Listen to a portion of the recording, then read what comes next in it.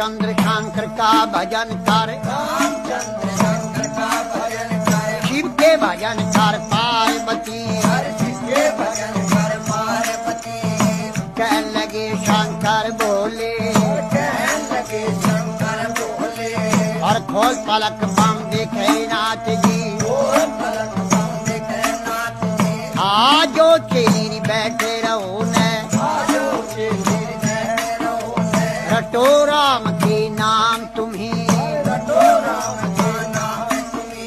बोले पार्वती शब्द सुनावे, ये शंकर बोले